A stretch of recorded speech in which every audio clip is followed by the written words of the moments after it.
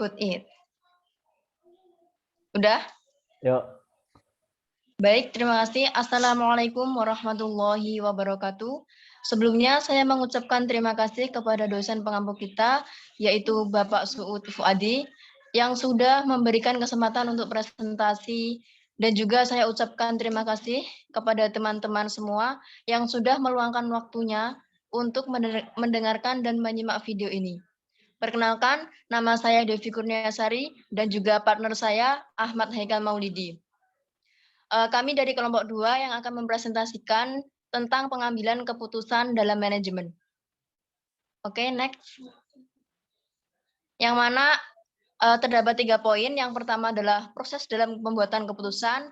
Yang kedua, klasifikasi keputusan dan pembuatan keputusan. Dan yang terakhir adalah identifikasi teknik pembuatan keputusan yang efektif.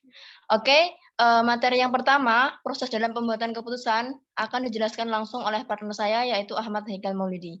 Waktu dan tempat saya persilahkan.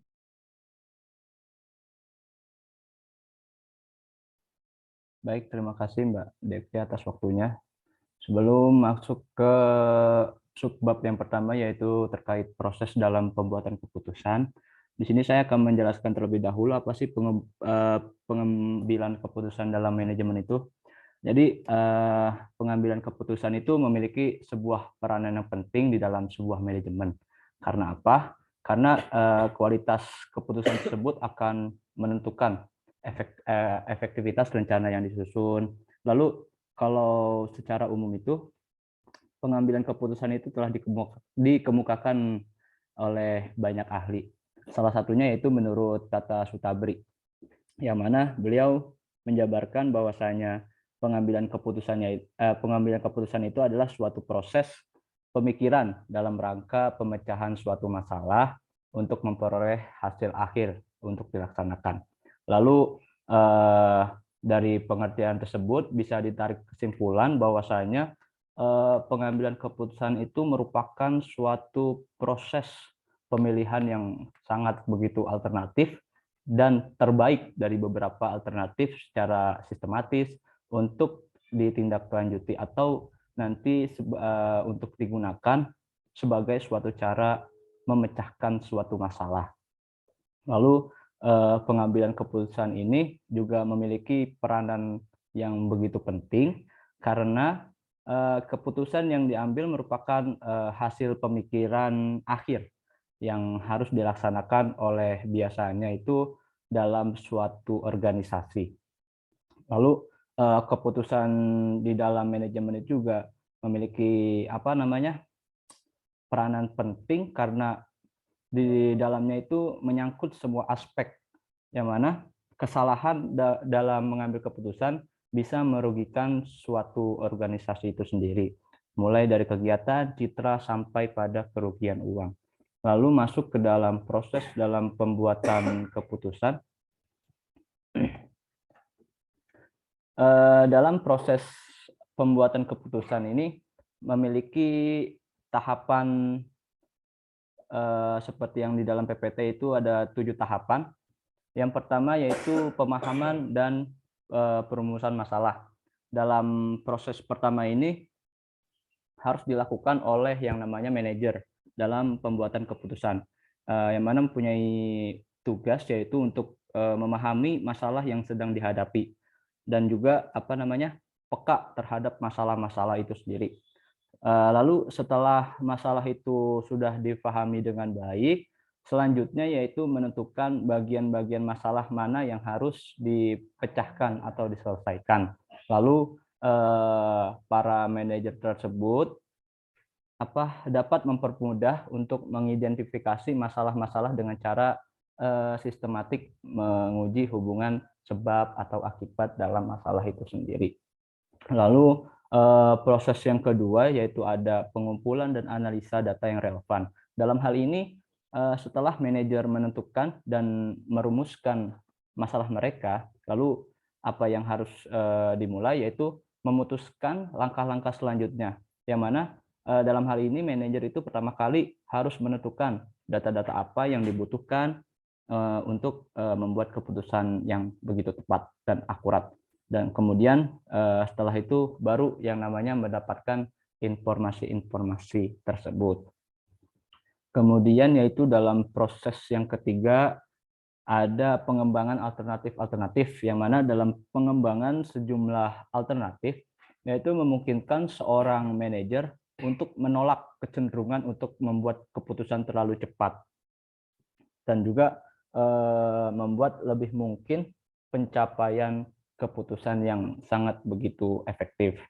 Lalu proses yang keempat yaitu ada evaluasi alternatif-alternatif. Dalam hal ini setelah seorang manajer mengembangkan alternatif yang sebelumnya, mereka juga harus mengevaluasinya. Dalam hal ini mempunyai tujuan yaitu untuk menilai efektivitas setiap alternatif. Dan juga dalam efektivitas ini bisa dilihat dari dua kriteria. Jadi dalam evaluasi alternatif ini mempunyai efektivitas yang memiliki dua kriteria. Yang pertama yaitu apakah alternatif tersebut realistik, jadi bila dihubungkan dengan tujuan dan sumber daya dalam suatu organisasi. Dan juga efektivitas yang kedua yaitu seberapa baik alternatif akan membantu untuk memecahkan suatu permasalahan. Lalu proses yang kelima yaitu pemilihan alternatif terbaik. Dalam tahap ini, pembuatan keputusan merupakan sebuah hasil dari evaluasi berbagai alternatif, yang mana alternatif ini terpilih akan didasarkan pada jumlah informasi yang sudah dicari atau yang sudah tersedia bagi seorang manajer dan ketidaksempurnaan kebijakan seorang manajer itu sendiri. Lalu yang keenam yaitu implementasi keputusan. Setelah alternatif terbaik sudah terpilih, sudah dipilih, jadi tugas seorang manajer ini harus membuat rencana-rencana untuk mengatasi berbagai persyaratan dan juga masalah yang mungkin dijumpai dalam penerapan keputusan. Kemudian dalam implementasi keputusan ini menyangkut lebih dari sekedar pemberian perintah, yang mana seorang manajer itu harus menetapkan suatu anggaran atau kapan jadwal rencana kegiatan itu akan diadakan. Kemudian setelah mengadakan dan mengalokasikan sumber daya yang diperlukan, lalu serta menugaskan tanggung jawab dan wewenang pelaksanaan tugas-tugas tertentu. Kemudian proses pembuatan keputusan yang terakhir yaitu evaluasi hasil-hasil keputusan. Dalam hal ini sebelumnya kan implementasi keputusan itu juga harus harus dimonitor, harus di follow up terus-menerus. Kemudian seorang manajer harus mengevaluasi apakah implementasi ini dilakukan dengan lancar dan keputusan bagaimana yang memberikan hasil-hasil yang terbaik yang mana diinginkan dalam suatu organisasi, salah satunya. Kemudian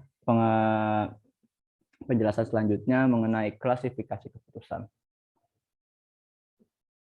Lanjut. Oke, terima kasih. Selanjutnya akan membahas tentang klasifikasi keputusan dan juga pembuatan keputusan.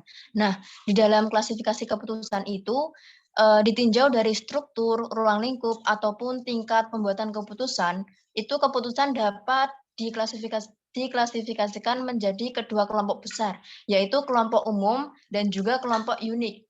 Nah, kelompok umum atau generic decision itu merupakan suatu keputusan yang timbul dari berbagai kebijakan. Selain kebijakan juga peraturan, prinsip yang sudah ditetapkan. Sedangkan keputusan unik atau unique decision itu merupakan keputusan kreatif yang memerlukan ketentuan tersendiri di luar batasan aturan atau prinsip yang telah ditetapkan sebelumnya. Ya, itu menurut Hoy dan Miskel. Jadi menurut Hoy dan Miskel itu terdapat dua keputusan besar. Yang pertama keputusan umum dan juga keputusan unik. Kalau keputusan unik itu merupakan keputusan kreatif yang memerlukan ketentuan tersendiri, di mana di luar batas aturan atau prinsip itu telah ditetapkan sebelumnya.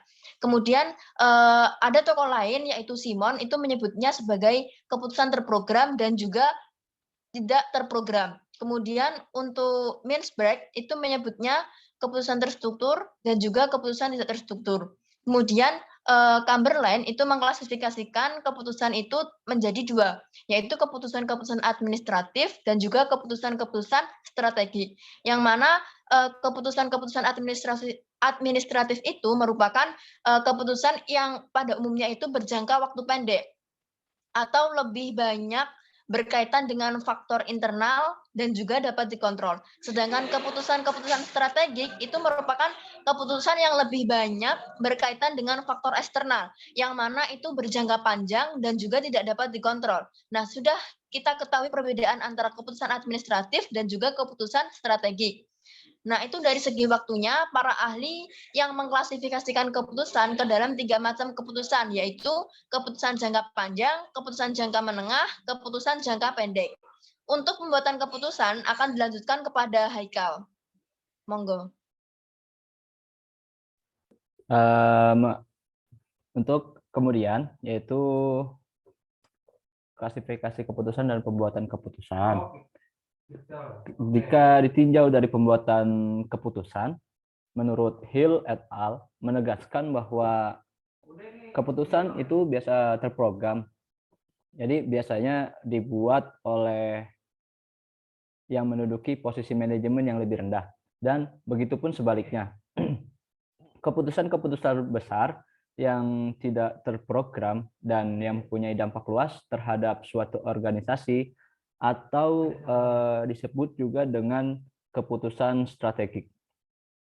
Jadi umumnya pembuatan keputusan ini dibuat oleh manajemen yang mempunyai tingkat yang sangat tinggi. Semakin tinggi kedudukan para pengambil keputusan, semakin luas juga ruang lingkup keputusan yang dibuatnya. Yang juga berarti semakin luas dampaknya terhadap suatu organisasi dan juga para golongan masyarakat. Mengingat mengingat keputusan terprogram sudah ada pedomannya, maka pembuatan keputusan tingkat atas itu tidak perlu lagi melibatkan diri dalam pembuatan keputusan seperti itu. Selanjutnya yaitu mengenai identifikasi teknik yang selanjutnya oleh Mbak Tepi. Monggo. Oke, ini materi yang terakhir yaitu tentang identifikasi teknik pembuatan keputusan yang efektif. Nah, Kate Kelly, seorang konsultan manajemen senior dalam bukunya Team Decision Making Techniques, a Practical Guide to Successful Team Outcomes, menjelaskan terdapat 6 teknik mengambil keputusan. Yang pertama, itu adalah teknik sumbang saran atau teknik penyaringan, yang mana teknik ini digunakan untuk merangsang kreativitas. Setiap anggota tim bebas menyampaikan berbagai gagasannya. Setelah itu, semua gagasannya terkumpul, lalu disaring untuk memilih gagasan yang terbaik. Kemudian, gagasan yang terbaik itu disepakati bersama. Kemudian yang kedua itu adalah teknik kelompok nominal atau TKN. Yang mana teknik TKN ini pembuat keputusan yang menggabungkan aspek voting diam dengan diskusi tatap muka terbatas untuk mendapatkan keputusan tim. Nah, teknik kelompok nominal ini sebaiknya digunakan ketika menghadapi pokok permasalahan yang sangat sensitif, kontroversial, dan yang sangat penting. Nah, gunanya untuk memastikan partisipasi yang sama di antara semua anggota tim. Dan juga tim ini telah mengidentifikasi akar permasalahannya. Akan tetapi kesulitan untuk menentukan alternatif tindakan yang harus diambil. Nah, caranya itu adalah dengan mengumpulkan gagasan secara tertulis tanpa diskusi. Kemudian gagasan dikumpulkan dan diklarifikasi serta dibuatkan daftar. Selanjutnya, setiap gagasan diberi kode dan dihitung berdasarkan peringkat untuk dilihat yang terbaik. Kemudian ada teknik Delphi, yang mana teknik Delphi itu adalah untuk memperoleh gagasan melalui berbagai putaran pertemuan. Nah, jadi pada masing-masing putaran pertemuan itu menghasilkan suatu ringkasan yang dimanfaatkan sebagai masukan untuk bahan diskusi putaran berikutnya. Kemudian pada putaran terakhir itu biasanya didapatkan suatu konsensus. Nah, contoh yang sangat umum dari teknik ini adalah voting pada Academy Awards. Para anggota akademi yang tidak bertatap muka dengan anggota lainnya menominasikan calon yang dipilih untuk kategori tertentu. Nah, jadi dalam mengirimkan tanda votingnya itu, lalu akademi menentukan siapa yang mendapat suara terbanyak untuk masing-masing kategori dan mendistribusikan daftar baru kepada kelompok tersebut. Kemudian kelompok tersebut itu melakukan voting lagi untuk hasil finalnya. Kemudian yang keempat itu adalah metode kartu konsensus, yang mana metode diskusi kelompok ini menggunakan kartu konsensus atau sebagai peraga untuk menunjukkan posisinya dalam diskusi. Kartu konsensus ini beri potongan kertas sehingga 3 muka, yang mana masing-masing memiliki warna berbeda. Ada warna merah, warna kuning, dan juga warna hijau. Yang mana dalam 3 warna itu memiliki warna sendiri. Jika warnanya merah itu menunjukkan tidak setuju dan tidak keputusan. Warna kuning itu kan bisa menerima keputusan dan mendukungnya. Sedangkan hijau itu berarti setuju. Nah, konsensus itu dicapai semua tim menunjukkan hijau atau kartu kuning. Metode ini digunakan untuk pendapat yang disampaikan secara tatap muka untuk mendiskusikan masalah rumit yang bersifat kontradiktif dari anggota tim. Kemudian teknik pembuatan yang kelima itu adalah matrik pilihan berpasangan, yang mana ini metrik ini membantu tim untuk menentukan pilihan dari sejumlah alternatif. Dalam sebuah daftar alternatif, tim ini dapat membandingkan semua alternatif dan setiap alternatif dipasangkan dan dibandingkan dengan alternatif yang lain. Nah, dari masing-masing pasangan ini akan menghasilkan satu pilihan sebagai solusinya. Nah, analogi untuk sistem ini adalah seperti sistem pertandingan bola, yang mana setiap regunya itu dipertandingkan dan yang regu lainnya untuk mendapatkan juara. Maksudnya sistem pertandingan bola itu di mana setiap regu diperbandingkan dengan regu yang lain guna untuk mendapatkan juaranya. Kemudian teknik pembuatan keputusan yang efektif yang terakhir adalah teknik penilaian kriteria, yang mana alat yang digunakan untuk memilih berbagai alternatif dengan kriteria yang didefinisikan sangat jelas dan memiliki nilai atau bobot yang terukur.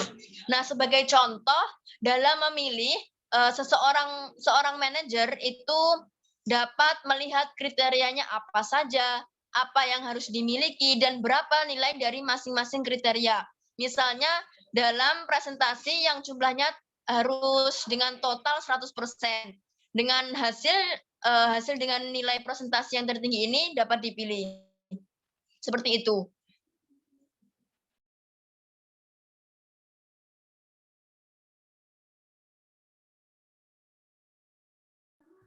Nah, jadi dapat disimpulkan bahwasanya pembuatan keputusan merupakan aktivitas yang sangat penting yang membantu mempertahankan efektivitas manajerial.